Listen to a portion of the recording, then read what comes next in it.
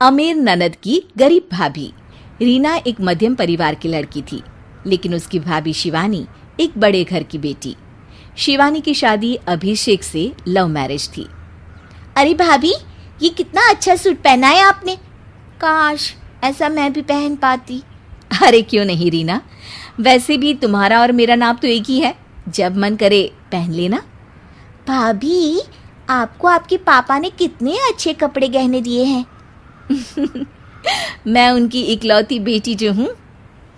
बेटी तो मैं भी इकलौती हूँ, लेकिन क्या करे, पापा है नहीं, पता नहीं कैसे होगी मेरी शादी। तभी वहाँ शिवानी की सास आ जाती है।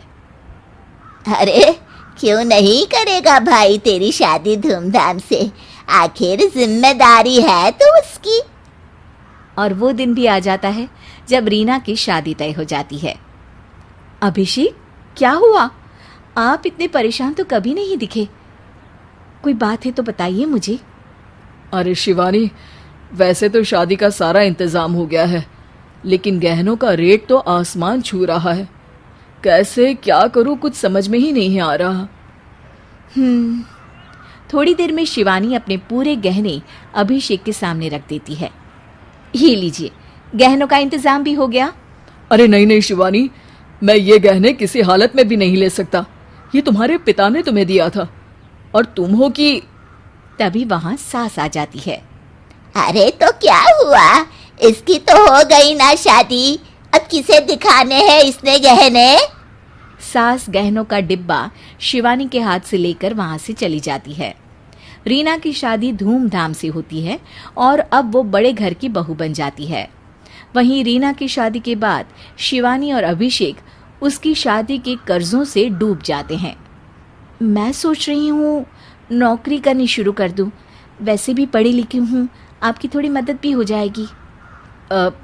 वैसे शिवानी, कुछ दिन कर लो तो अच्छा ही होगा, क्योंकि ज़रूरत भी है। अब शिवानी भी नौकरी करने लगती है और घर खर्चे में अभिषेक का हाथ बटाती है। एक दिन शिवानी, रीना का फोन आया था, कह रही थी कि आने वाले त्योहार में उसके ससुराल जाना है। ठीक है माँ। अरे ठीक तो है, लेकिन एक काम कर लेना, उसके सास ससुर से लेकर पूरे खानदान के कपड़े मिठाइयाँ सब ले आना, और हो सके तो रीना के लिए छोटे से कान में पहनने के बूंदे भी। और क्या है ना, शादी में उसे सारी बड़ी बड़ी कान की ज्वेलरी दी थी, घर में पहनने के लिए तो उसके पास कुछ भी नहीं है।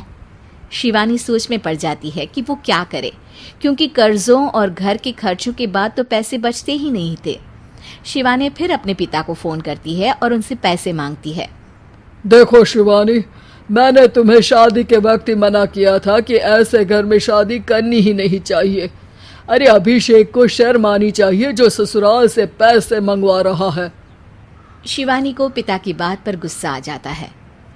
आप मेरे पिताजी हैं और मैं परेशान थी, इसलिए आपसे मदद की उम्मीद की पापा। अभिषेक को तो पता भी नहीं है कि मैंने आपसे पैसे मांगे हैं। शिवानी सोचती है कि वो अभिषेक से बात करे, लेकिन फिर उसे लगता है कि वो टेंशन ले लेगा। तभी शिवानी की नज़र हाथ के कंगन पर पड़ती है, सीधे बाजार जाती है और उसे बेचकर ननद के घर ले जाने का सारा सामान लेकर आती है और सास के सामने रख देती है।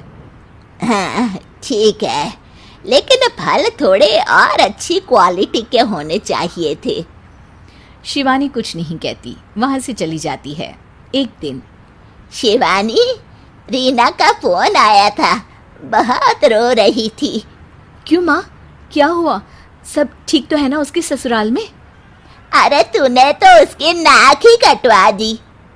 अब मैंने क्या कर दिया माँ? कह रही थी कि बड़े घर की बहू है भाभी, जो कपड़े दिए वो ब्रांडेड भी नहीं थे। तू तो जानती है ना उन लोगों का पहनावा कितना अच्छा है। तू तो मेरी बेटी का भला कभी सोचती नहीं।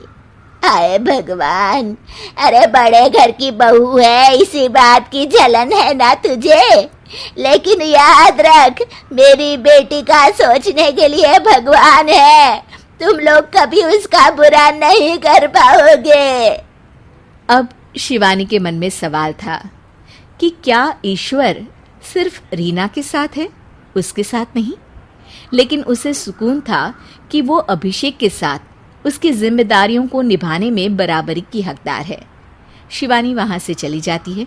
वो सास से कुछ नहीं कहती, क्योंकि अमीर घर की बहू बनकर रीना को भले ही सुकून ना हो, लेकिन गरीब घर की बहू बनकर शिवानी खुश है। क्योंकि खुशी पैसों से नहीं, परिस्थितियों पर निर्भर करती है।